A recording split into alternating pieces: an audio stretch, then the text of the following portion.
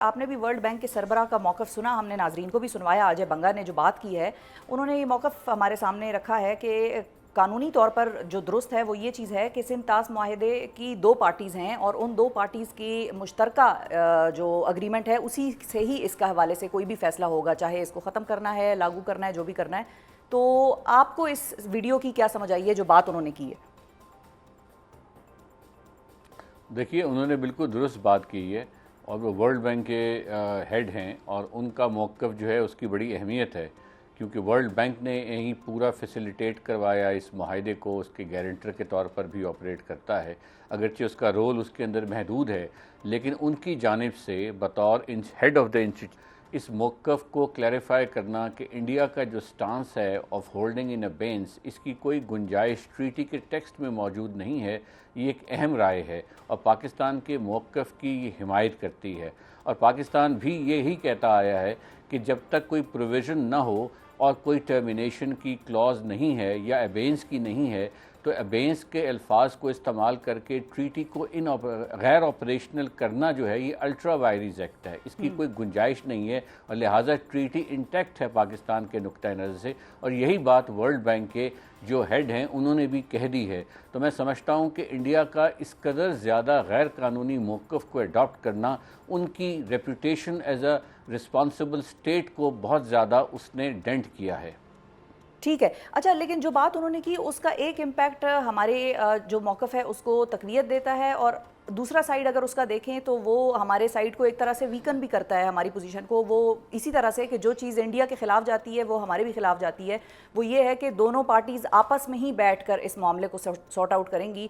World bank का इसकी अमलदारी कराने में अब मज़ीद कोई किरदार नहीं होगा। तो अगर इन केस भारत ज़्यादा एग्रेसिव होकर इसको किसी तौर पर मुअत्तल करने की कोशिश करता है या बदमाशी करके इसको रोकने की कोशिश करता है कि भाई पानी रोक देंगे, हमने अनाउंस कर दिया वगैरह वगैरह, तो फिर पाकिस्तान भी वर्ल्ड बैंक की से रुजू करके उनको ये नहीं कह सकेगा शायद कि आप अब इसमें गारंटर थे तो आप इसको वापस नाफिजुल अमल करवाएं। नहीं जी, मेरा ख्याल है ऐसे नहीं होगा। पाकिस्तान के पास ये मुकम्मल हक मौजूद है कि वो जो ट्रीटी के अंदर का मैकेनिज़्म है, जो जिसके तहत ट्रीटी के अंदर रेज़ होने वाला कोई भी इशू, वो पाकिस्तान को मैकेनिज़्म अवेलेबल है।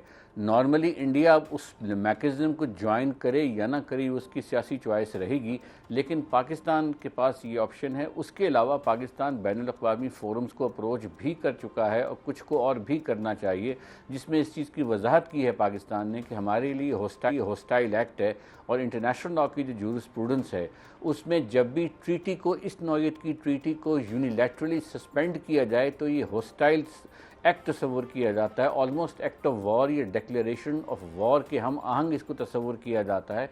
तो इसलिए ये बेहद अहम डेवलपमेंट है पाकिस्तान के नुक्ता नज़र से और दुनिया भर में ये जो ग्लोबल पीस एंड सिक्योरिटी है, जो यूएन चार्टर का मैंडेट है, उसके कॉन्टेक्स्ट में एक बहुत अहम डेवलपमेंट है। और इसीलिए जब भारत ने इससे भी एक्सीड किया, यानी पहलगाम के बाद पहले ट्रीटी को सस्पेंड किया या उसको होल्डिंग इन अबेंस किया, उसके बाद जब पाकिस्तान पे हमला करने की कोशिश की तो पाकिस्तान ने सेल्फ डिफेंस में एक बेहतरीन रिस्पांस दिया, जिसके बाद वहाँ पर जो है उनको इस बात की रियलाइजेशन हुई। लेकिन उससे जो सूरत हाल खित्ते की बनी, जिस तरफ ही जा रहे थे, मिसाइल्स का एक्सचेंज और सारी की सारी थ्रेट टू सिक्योरिटी जो डेवलप हो गया था, वो मैं समझता हूँ कि सिक्योरिटी काउंसिल को उस चीज़ की कॉग्निजेंस लेनी चाहिए थी और तमाम ममालिक को ताकीद करनी चाहिए इंडिया को कि वो IWT की जो होल्डिंग इन अबेंस को विड्रॉ करके हॉस्टिलिटीज़ को ख़त्म करने का अंदिया दे। अगर वो ये नहीं देता तो फिर सूरत हाल जो है मखदूश ही रहेगी और ये पूरा खित्ता जो है it will be open to further threats and risks.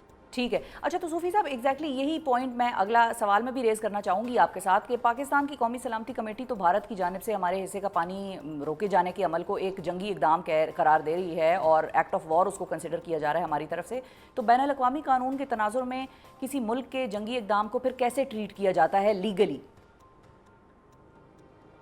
Ji, legally उसको हम कहते हैं काउंटर मेजर्स की एंटाइटलमेंट है, यानी कोई आपके ख़िलाफ़ इस नौइयत का एक्ट करे तो प्रिंसिपल्स ऑफ स्टेट रिस्पॉन्सिबिलिटी को लिखा गया है, कोडिफाई किया गया है और उन प्रिंसिपल्स में दूसरा मुल्क जिसके ख़िलाफ़ ऐसा कदम उठाया जाए जो सरीहन बैनुल-अक़वामी कानून के ख़िलाफ़ हो, तो उस मुल्क को एंटाइटलमेंट है कि वो काउंटर मेजर्स ले और किसी भी नौइयत के, वो कोर्सिव भी हो सकते हैं, वो नॉन कोर्सिव भी हो सकते हैं। पाकिस्तान ने नॉन कोर्सिव मेजर्स शुरू में लिए, ओवरफ्लाइट राइट्स बंद करके वीज़ा रिजीम उनके शहरियों को कहा कि आप वापस चले जाएं जो सयाह आए हुए थे एंड सो ऑन।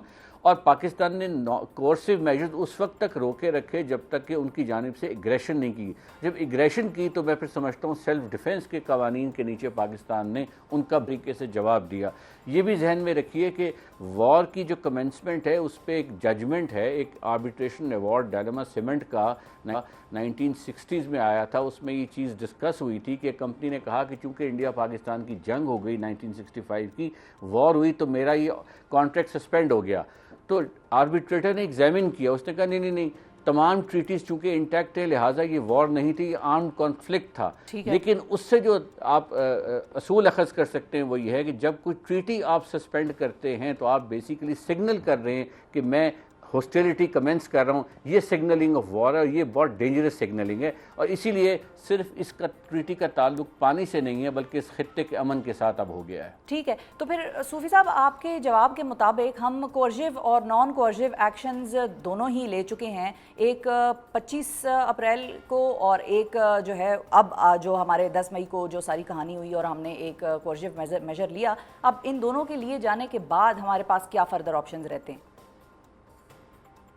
देखिए आप कामयाब काफ़ी हद तक हो चुके हैं, बिकॉज P5 में से एक मुल्क, परमानेंट 5 में से एक मुल्क जिसने अंडरटेकिंग दी थी 1998 को यूएन सिक्योरिटी काउंसिल के रिकॉर्ड के ऊपर, और ये कहा था कि पाकिस्तान इंडिया के माबैन कोई भी मामलात होंगे हम उनको फैसिलिटेट करेंगे।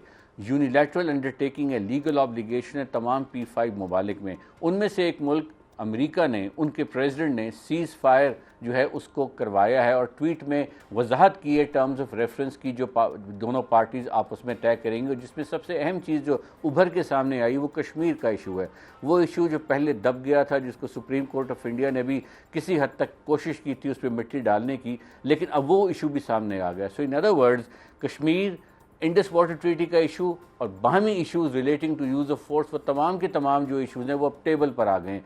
अब उसका लीगल कैसे होगा, क्या वो सिक्योरिटी काउंसिल में जाएंगे, तमाम के तमाम बायलैटरली होंगे या कोई मीडिएट करेगा? अच्छा। इसकी तफासिल अभी आना बाकी हैं और वो उसमें political choice of the government जो है उसका रोल होगा। ठीक है, ठीक है। अच्छा, माजी में भी सूफी साहब हमने देखा है कि चाहे बगलियार डैम की तामीर का मामला हो या फिर किशन गंगा का इशू हो, वर्ल्ड बैंक हमारी कुछ ज़्यादा मदद नहीं कर सका। तो वर्ल्ड बैंक के किरदार को फिर अब आप किस तरह देखते हैं जब हम इन 2 डैम्स की बात करते हैं जो ऑलरेडी भारत बना चुका है? देखिए, मैं समझता हूँ कि वर्ल्ड बैंक की वाइस प्रेसिडेंट से कुछ अर्से पहले मेरी मुलाकात हुई थी, और जब मैंने उनको एक्सप्लेन किया कि जो भारत है वो ऐसे डैम्स बनाता है जिसमें ये basically Indus water treaty engineering treaty है, ये इस चीज़ का फैसला नहीं करती कि भारत ने जो डैम बनाया है या पॉन्डेजेस बना रहा है तो वो उस पर वो पाकिस्तान से मशवरा करें। वो सिर्फ 6 महीने पहले लैंड एक्वायर, 6 महीने पहले इंजीनियरिंग ड्राइंग्स पाकिस्तान को भेजते हैं कि आप इसको चेक कर लें कि एनेक्चर के मुताबिक इंजीनियरिंग ड्राइंग्स हैं कि नहीं है। पाकिस्तान अगर इतराज़ करना चाहता है इस चीज़ के ऊपर कि आप ये डैम ना बनाएं क्योंकि इससे आपके पानी रोकने की सलाहियत इंप्रूव होगी, तो पाकिस्तान ये इतराज़ ट्रीटी के अंदर नहीं कर सकता। इस पर मैंने लिखा भी है। अच्छा। और जब मैंने उनको ये बात समझाई थी और मैंने कहा था 3 डिफरेंट बास्केट्स हैं पाकिस्तान इंडिया के वाटर के इशूज़ में। पहली बास्केट है इंडस वाटर ट्रीटी के इशूज़ जो कि इंजीनियरिंग इशूज़ हैं। दूसरी बास्केट है वो इशू जिसमें एब्रोगेशन का जो नारा उस वक्त लगाया था, ये issue has to be resorted to, उसमें भी और तीसरी चीज़ जो है, जो नई चीज़ें आ गई हैं वाटर लॉ में, उनकी इतलाक। लेट से 3 रिवर्स जो हमारे ख़त्म हो गए अब एनवायरमेंटल फ़्लो के नीचे मिनिमम मैरीन लाइफ के लिए कुछ वाटर फ्लोज की रिक्वायरमेंट्स मौजूद हैं।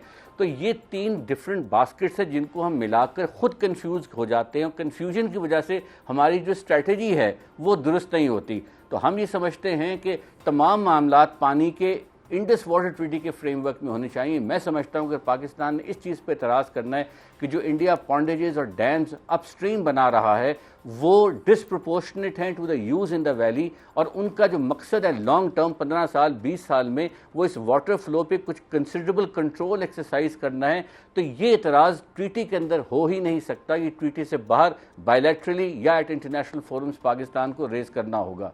तो इसलिए ये 3 डिस्टिंक्ट इशूज़ हैं। तो जब आप ये कहते हैं कि हमें कामयाबी नहीं मिल रही, तो आप पहले ये देखें कि आप कौन सा इशू कहाँ रेज कर रहे हैं। तो मैं समझता हूँ कि पहले तो हमें ट्रीटी के फ्रेमवर्क को जहन में रखना है बाद जो एब्रोगेशन की कंसिस्टेंट पॉलिसी मोदी साहब ने आने के बाद शुरू की 2016 में जब वो आए तो उन्होंने सबसे पहले कहा कि हमें इसे एब्रोगेट करना है, तो उनकी इंटेंशन तो पहले से मौजूद थी। उसके बाद उन्होंने हमें कहा कि मैं इसको रीओपन करना चाहता हूँ और इसके लिए हमें लेटर्स लिखे गए 2023 में 24 में, और अब आकर उन्होंने होल्ड इन अबेंस कर दिया है। अच्छा, so there is a Sufi sahab, larger context to it, there is a large. Sufi sahab, आपने जो इम्पोर्टेंट पॉइंट उठाया है, उन्होंने आपने हवाला दिया है कि भाई वो हमसे बात करना चाह रहा था और उसने 2023 और 24 में ये बात की कि हम इसको रीड्रॉ करना चाहते हैं। इन्वायरमेंटल के इश्यूज़ आपने जिस तरह से बताया कि वो क्लाइमेट चेंज का मसाइल अब ज़्यादा बढ़ गए हैं, 3 दरिया हमारे सूख गए हैं, तो क्या पाकिस्तान के फेवर में ये चीज़ नहीं जाएगी कि हम इस ट्रीटी को उनके साथ दोबारा से रीनेगोशिएट, रीड्रॉ कर ही लें? देखिए, ये हमारी पॉलिटिकल चॉइस है। इसमें बतौर वकील मैं उस पर कुछ कमेंट दे सकता हूँ, बतौर एक्सपर्ट कोई कमेंट दे सकता है, but essentially it's a political choice. उसकी वजह ये है, और मेरा ख्याल है इंडिया को चाहिए ये था कि जिन बुनियादों पर वो इस ट्रीटी को रीनेगोशिएट, जो प्रोविजंस, जो एलिमेंट्स, जो नए फीचर्स वो समझते हैं इसमें डालने चाहिए, उसकी तफासील पाकिस्तान को प्रोवाइड तो करे ना।